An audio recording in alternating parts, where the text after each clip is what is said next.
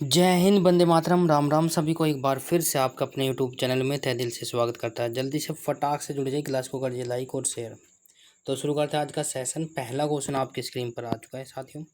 उम्मीद करता हूँ कि मेरी वॉइस और वीडियो क्लैरिटी आपको अच्छे से आ रही होगी। तो आपका पहला क्वेश्चन क्या कहता है, साइंस की क्लास में आपका सभी का स्वागत है। तो सभी बच्चे जल्दी से आ जाइए भाई, क्लास स्टार्ट हो चुकी है भाई। पहला क्वेश्चन क्या कहता है, बल की परिभाषा आती है न्यूटन के कौन से नियम के अंतर्गत आती है? गुरुत्वाकर्षण नियम से, गति के दूसरे नियम से, गति के पहले नियम से, गति के तीसरे नियम से। जल्दी से बताएं फटाक से कौन सा ऑप्शन सही हो जाएगा, कमेंट करें। शाबाश। तो प्यार साथियों, इसी के साथ मुझे आंसर आपकी स्क्रीन पर आ जाना चाहिए बिल्कुल। तो सभी बच्चे जो बच्चे दे रहे हैं ऑप्शन नंबर ए, पहले नियम से, गति के पहले नियम से बल की परिभाषा आती है। ठीक है, तो इसी के साथ क्वेश्चन नंबर नेक्स्ट आपकी स्क्रीन पर आ चुका है साथियों। क्या कहता है, जल्दी से देखिए फटाक से। क्वेश्चन नंबर नेक्स्ट कहता है, किसी पिंड उस गुणधर्म को क्या कहते हैं जिससे वह सीधी रेखा में विराम या एक समान गति की अवस्था में किसी भी परिवर्तन का विरोध करती है? जल्दी से देखिए फटाक से। किसी पिंड के उस गुणधर्म को क्या कहते हैं जिसे वह सीधी रेखा में विराम या एक समान गति की स्थिति में किसी भी परिवर्तन का विरोध करती है?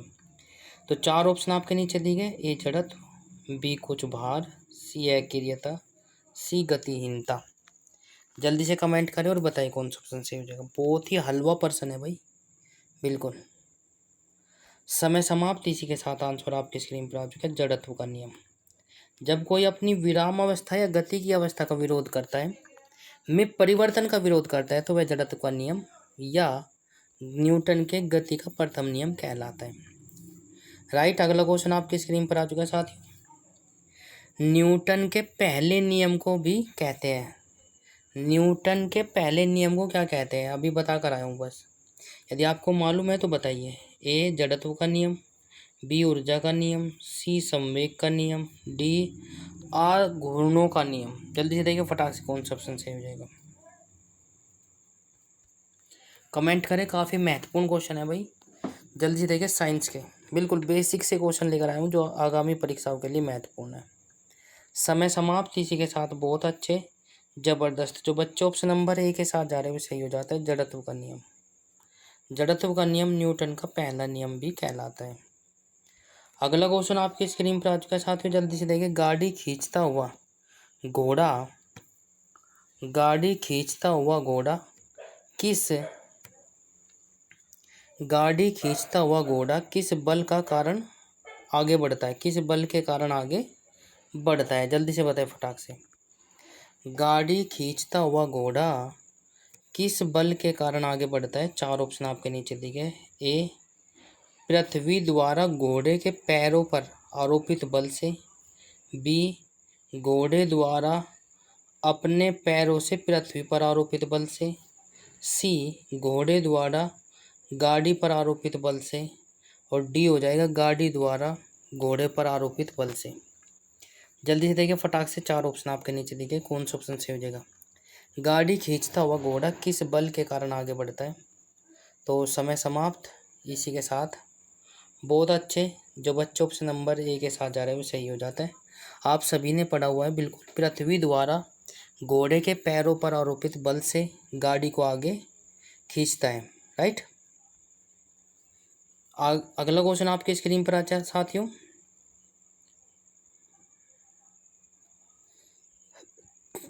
बिल्कुल।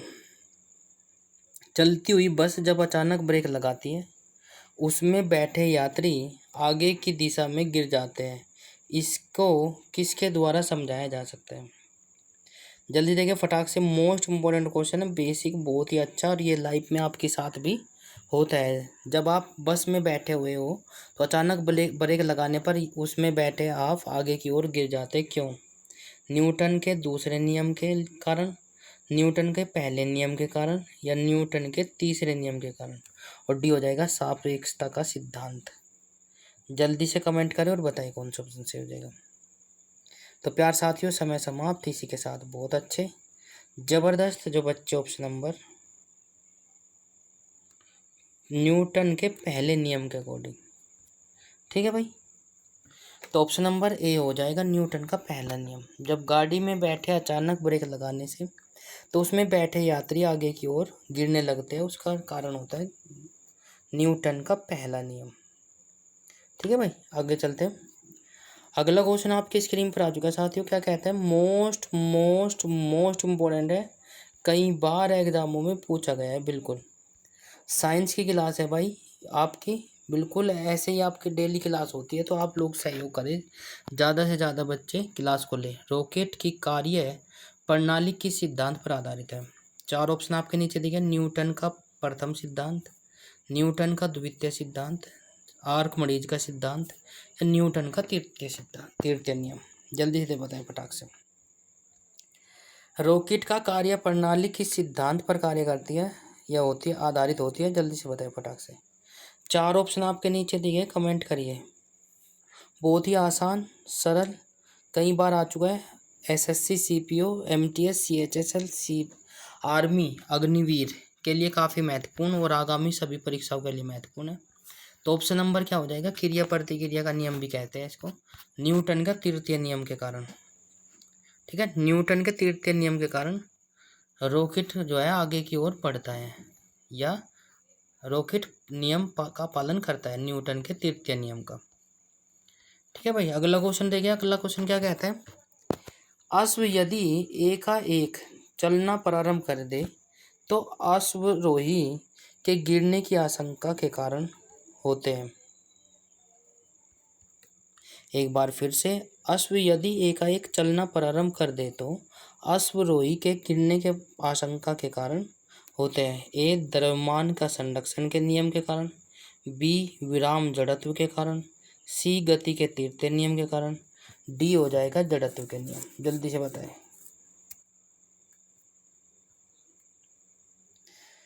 तो प्यारे साथियों समय समाप्त होता हुआ 5 सेकंड का समय आपको दिया जाता है। बिल्कुल इसी के साथ समय समाप्त। जो बच्चे ऑप्शन नंबर बी के साथ जा रहे हुए सही हो जाता है, विराम जड़त्व के कारण।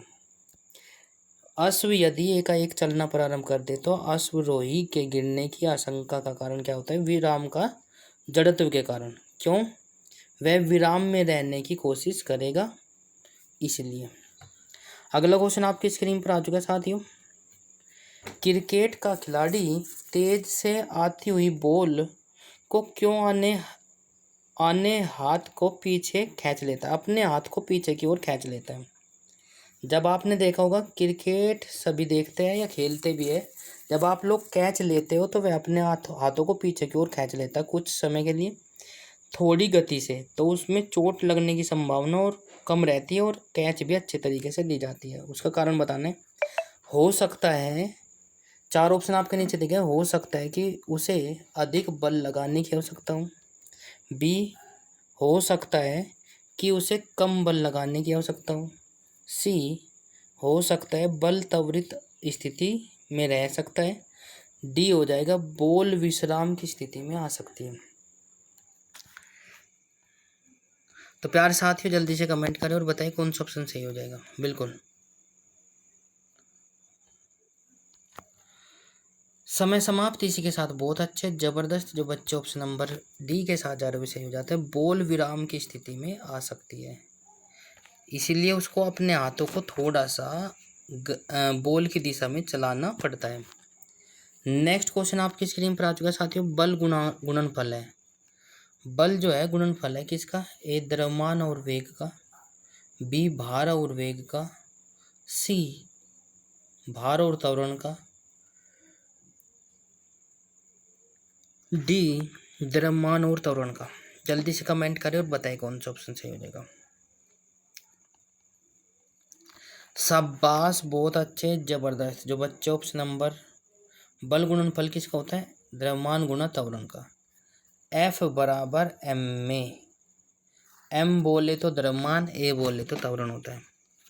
अगला क्वेश्चन आपकी स्क्रीन पर आ चुका है साथियों, जल्दी से देखिए फटाक से। क्या कहता है? जब कोई व्यक्ति चंद्रमा पर उतरता है तो उसके शरीर में उपस्थित भार में परिवर्तन होता है, मात्रा और भार दोनों में कमी आती है, पदार्थ की मात्रा में परिवर्तन होता है, भार घट जाता है तथा और मात्राएं परिवर्तित रहती है। जल्दी से बताइए फटाक से। 4 ऑप्शन आपके नीचे दिए, कौन सा ऑप्शन सही हो जाएगा कमेंट करें। शाबाश, जो बच्चे ऑप्शन नंबर डी के साथ जा रहे हो सही हो जाता है, भार घट जाता है और मात्राएं परिवर्तित रहती हैं। ठीक है भाई, बहुत अच्छे। अगला क्वेश्चन देखिए आप, अगला क्वेश्चन क्या कहता है। अगला क्वेश्चन आपकी स्क्रीन पर आ चुका है। यदि हम भूमध्य रेखा में से ध्रुव की ओर जाते हैं तो जी का मान पर क्या प्रभाव पड़ेगा। यदि हम भूमध्य रेखा से ध्रुवों की ओर जाते हैं तो जी के मान पर क्या प्रभाव पड़ेगा। ए वही बना रहेगा, बी घटेगा, सी बढ़ता है, डी 45 डिग्री अक्षांश तक घटता है। ठीक है भाई, जल्दी से देखिए फटाक से कौन सा ऑप्शन से हो जाएगा। समय समाप्त। इसी के साथ जब आप लोग भूमध्य रेखा से ध्रुवों की ओर को जाते हैं तो जी का मान बढ़ता है, ये बात नोट कर लीजिए। ध्रुवों की ओर जाने पर जी का मान बढ़ेगा और केंद्र की ओर आने पर जी का मान घटेगा। राइट। शरीर का वजन क्या होगा। शरीर का वजन मैदान की तुलना में पहाड़ियों पर अधिक होता है, बी ध्रुवों पर अधिकतम होता है, सी पृथ्वी की सतह पर भी सभी जगहों पर समान होता है, डी हो जाएगा विश्व रेखा पर अधिकतम होता है। तो प्यार साथियों जल्दी से कमेंट करें और बताइए कौन सा ऑप्शन सही हो जाएगा। शरीर का वजन कहाँ पर सही होता है। जल्दी से देखें तो मैं आपको बता दूं ध्रुवों पर अधिकतम होता है। शरीर का वजन ध्रुवों पर अधिकतम होता है, बिल्कुल। आगे चलते हैं, अगला क्वेश्चन आपके स्क्रीन पर आ चुका है साथियों।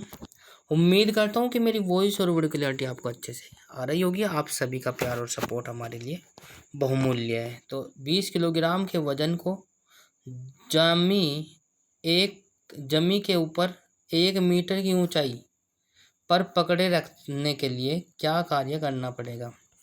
0 जूल, 200 जूल, 981 जूल, डी हो जाएगा 20 जूल।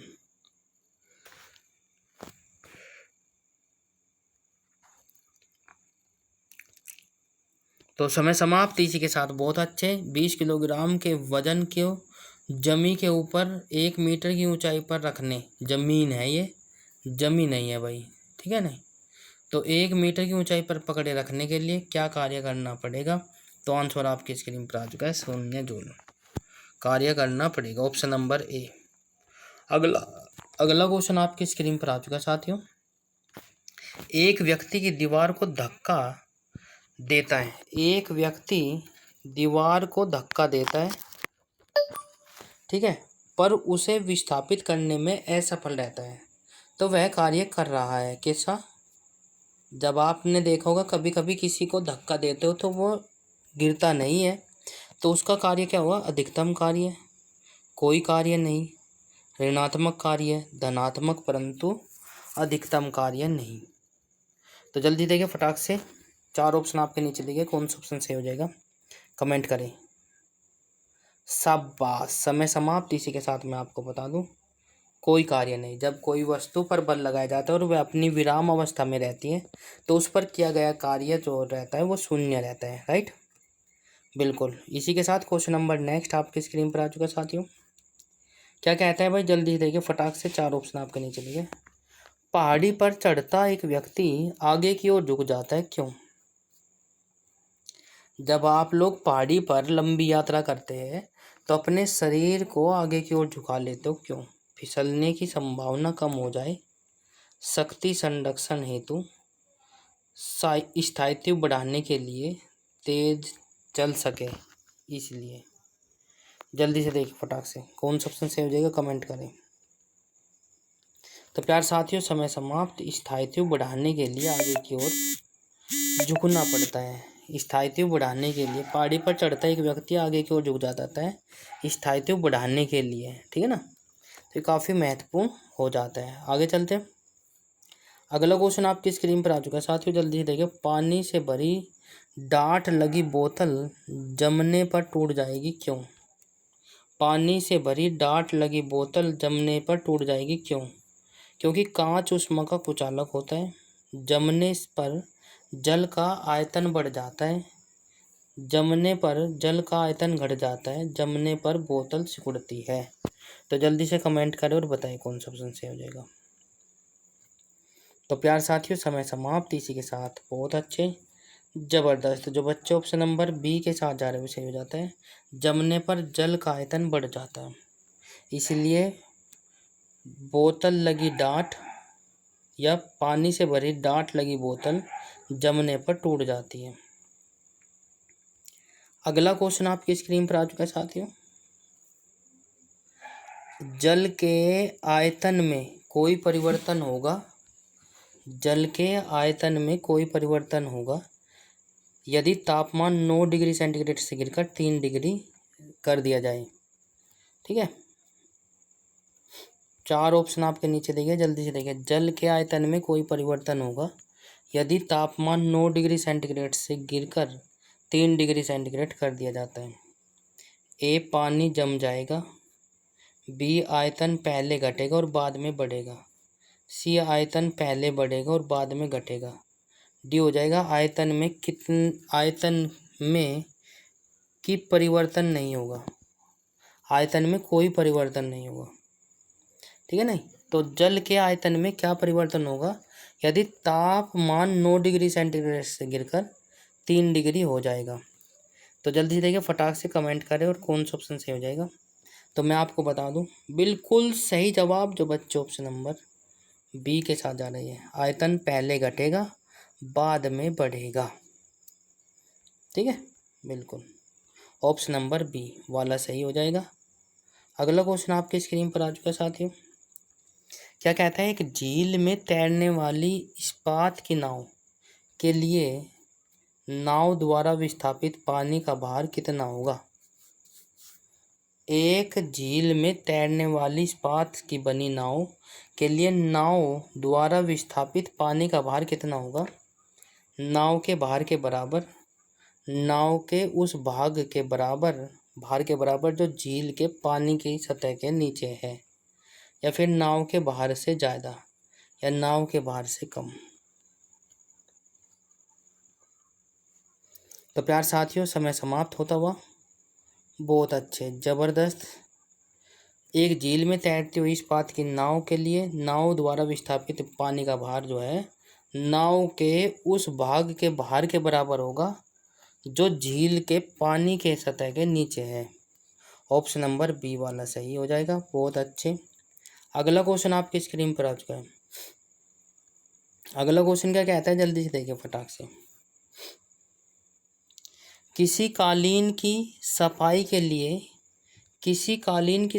लिए यदि कि उसे छड़ी से पीटा जाए तो उसमें कौन सा नियम लागू होता है? उसमें कौन सा नियम लागू होता है? आपने देखा होगा, यदि किसी कालीन की सफाई करने के लिए उसे छड़ी से पीटा जाए तो उसमें कौन सा नियम लागू होता है? 4 नियम दिए गए। ए, गति के पहले और दूसरे नियम का संयोजन। सी, गति का तीसरा नियम। सी हो जाएगा गति का दूसरा नियम। और डी हो जाएगा गति का पहला नियम। जल्दी से कमेंट करें और बताएं कौन सा ऑप्शन सही हो जाएगा।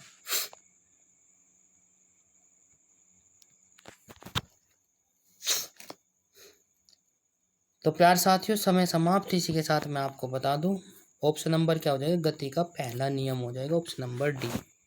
शाबाश, वेरी गुड, जबरदस्त। ऑप्शन नंबर डी हो जाएगा। अगला क्वेश्चन आपके स्क्रीन पर आ चुका है साथियों। क्या कहता है, सड़क पर चलने की अपेक्षा बर्फ पर चलना कठिन है, क्यों? बहुत ही आसान सरल क्वेश्चन है, आप लोगों को पता होना चाहिए। सड़क पर चलने की अपेक्षा बर्फ पर चलना कठिन होता है, क्यों? बर्फ में सड़क की अपेक्षा घर्षण कम होता है। नेक्स्ट हो जाएगा, जब हम अपने पैर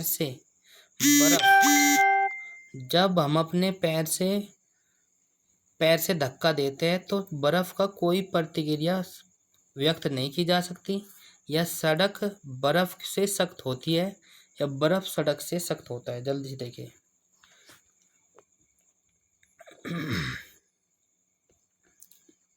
तो समय समाप्त। इसके साथ बहुत अच्छे, जबरदस्त जो बच्चे ऑप्शन नंबर ए के साथ जा रहे हुए सही हो जाता है। बर्फ में सड़क की अपेक्षा घर्षण कम होता है, इसीलिए बर्फ पर चलना सड़क की अपेक्षा कठिन होता है। राइट, बहुत अच्छे। तो क्लास कैसी लगी कमेंट बॉक्स में ज़रूर बताएं। यदि आपको अच्छी लगती है तो ऐसे क्लास ज़रूर लें और हम आपके लिए क्लास लेकर आते रहेंगे। चैनल को सब्सक्राइब जरूर कर ले, बेल आइकन अवश्य प्रेस करें ताकि आपको समय पर नोटिफिकेशन मिलता रहे। तो जय हिंद, वंदे मातरम, राम राम सभी को। आप सभी का प्यार और सपोर्ट के लिए बहुत बहुत धन्यवाद।